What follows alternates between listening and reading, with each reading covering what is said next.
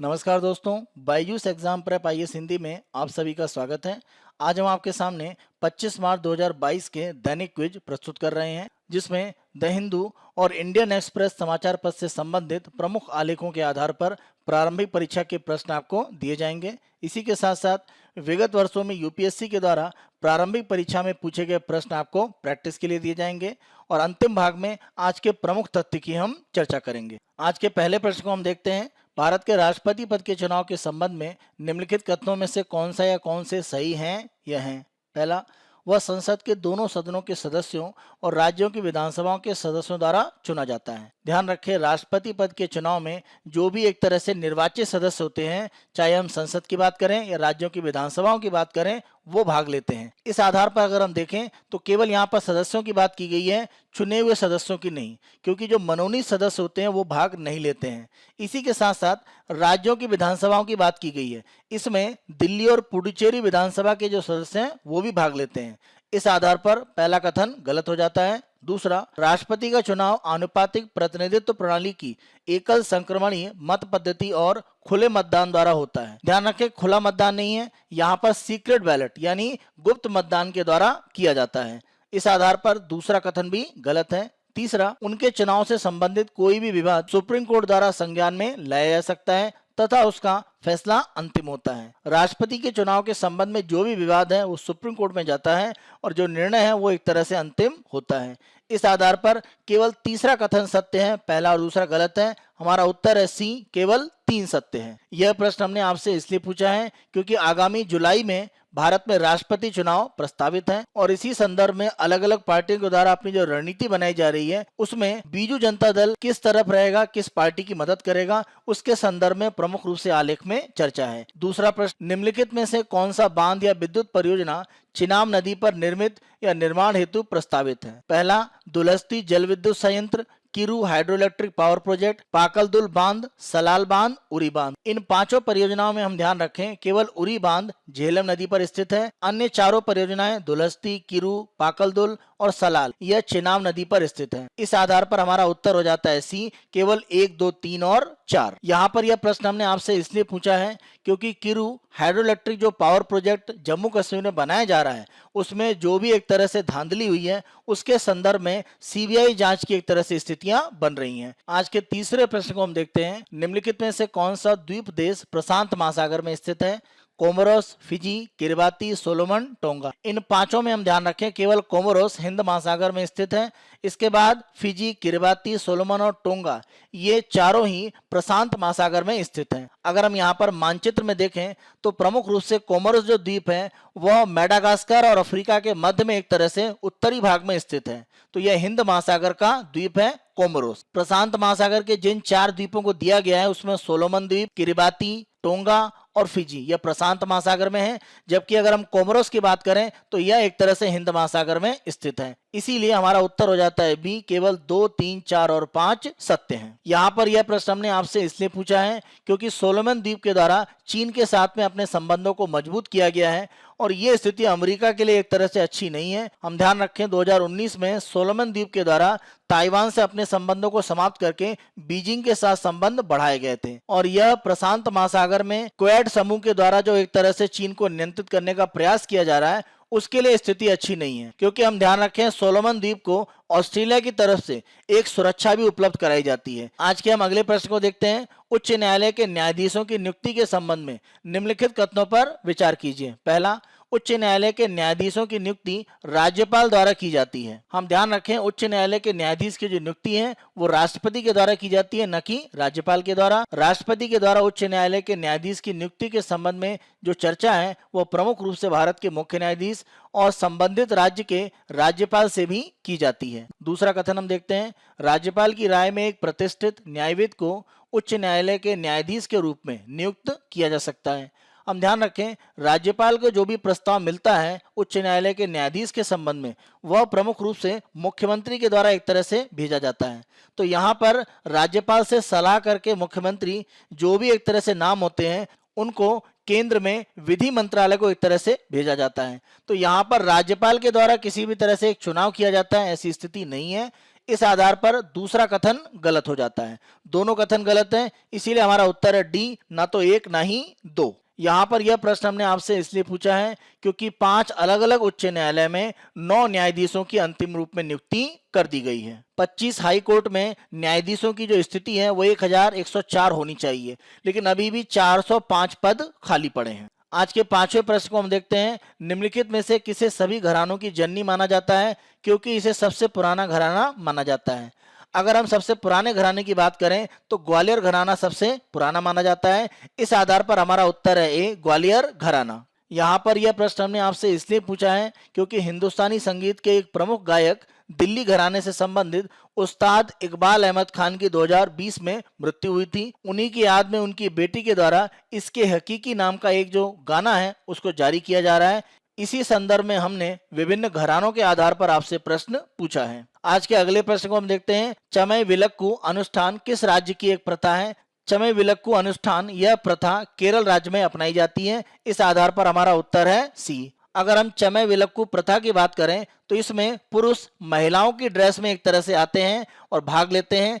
प्रमुख रूप से इस अनुष्ठान को केरल में कोल्लम में स्थित एक मंदिर में किया जाता है जिसे चावार कोटान कुलंगर देवी टेम्पल कहा जाता है। आज के अगले प्रश्न को हम देखते हैं। चौरी चौरा कांड संयुक्त प्रांत वर्तमान उत्तर प्रदेश के निम्नलिखित में से किस जिले में हुआ था? यहाँ पर आपका उत्तर सही है बी, गोरखपुर। वर्तमान गोरखपुर जिले में यह चौरी चौरा स्थित है। भारतीय स्वतंत्रता संग्राम की एक प्रमुख घटना चौरी चौरा कांड यह उत्तर प्रदेश में गोरखपुर जिले में घटित हुई थी, जो ब्रिटिश समय में संयुक्त प्रांत का भाग बनता था। चौरी चौरा की घटना 4 फरवरी 1922 को घटित हुई थी, जिसमें ब्रिटिश सरकार के खिलाफ प्रदर्शन करने वाले लोगों के द्वारा एक थाने को जला दिया गया था, जिसमें कई पुलिस वालों की मृत्यु हुई थी। और इसी घटना के आधार पर अगर हम देखें तो आगे चलकर महात्मा गांधी के द्वारा असहयोग आंदोलन को वापस ले लिया गया था। डेली क्विज के अपने दूसरे भाग में हम यूपीएससी के द्वारा विगत वर्ष में पूछे गए प्रारंभिक परीक्षा के प्रश्न आपको प्रैक्टिस के लिए देते हैं। आज 2021 में पूछा गया प्रश्न हम आपको दे रहे हैं। प्रश्न को देखते हैं। भारत के संदर्भ में निम्नलिखित कथनों पर विचार कीजिए। पहला, खुदरा निवेशक डिमैट खातों के माध्यम से प्राथमिक बाजार में ट्रेजरी बिल और भारत सरकार के ऋण बॉन्ड में निवेश कर सकते हैं। पहला कथन सत्य है। दूसरा, negotiated dealing system order matching भारतीय रिजर्व बैंक का एक सरकारी प्रतिभूति व्यापार मंच है। तो यह आरबीआई के द्वारा संचालित एक तरह का प्रतिभूति व्यापार मंच है, negotiated dealing system order matching. तीसरा, सेंट्रल डिपॉजिटरी सर्विसेज लिमिटेड को भारतीय रिजर्व बैंक और बॉम्बे स्टॉक एक्सचेंज के द्वारा संयुक्त रूप से बढ़ावा दिया जाता है। प्रमुख रूप से हम ध्यान रखें सीडीसीएल की अगर हम बात करें तो यह एक तरह से सेबी और वित्त मंत्रालय के एक तरह से प्रमुख रूप से नियंत्रण में काम करता है। इसकी प्रारंभिक स्थिति में बॉम्बे स्टॉक एक्सचेंज के द्वारा इसको प्रमोट जरूर किया गया था, लेकिन बाद में बीएसई के द्वारा जो अपना हिस्सा है वो बैंकों में एक तरह से बांट दिया गया। दैनिक क्विज के अपने अंतिम भाग में हम आज के तथ्य की चर्चा करते हैं और यह ब्लैक बॉक्स के संदर्भ में है। जब भी किसी भी तरह की वायुयान दुर्घटना होती है, ब्लैक बॉक्स को सबसे ज्यादा ढूंढा जाता है, क्योंकि इसके माध्यम से दुर्घटना के समय की जो स्थितियां हैं उसके बारे में अनुमान लग पाता है। और चीन में चाइना ईस्टर्न एयरलाइन बोइंग की जो दुर्घटना हुई है उसके आधार पर ब्लैक बॉक्स के संदर्भ में हम यहाँ पर आज के तथ्य में चर्चा कर रहे हैं। ब्लैक बॉक्स के संदर्भ में आप ध्यान रखें कि इसका रंग काला नहीं होता है, यह नारंगी रंग का होता है और प्रमुख रूप से इसमें 2 भाग होते हैं। एक कहलाता है फ्लाइट डेटा रिकॉर्डर, दूसरा कॉकपिट वॉइस रिकॉर्डर यानी एफडीआर और सीबीआर। तो इन दोनों के संदर्भ में ही प्रमुख रूप से ब्लैक बॉक्स की स्थिति बनती है जो दुर्घटना के बाद ढूंढे जाते हैं। इसी संदर्भ में हम आगे चर्चा करते हैं। तो ये दोनों धातु के बड़े बॉक्स होते हैं जिनमें रिकॉर्डर होते हैं और अधिकांश विमानों में इसे रखा जाता है।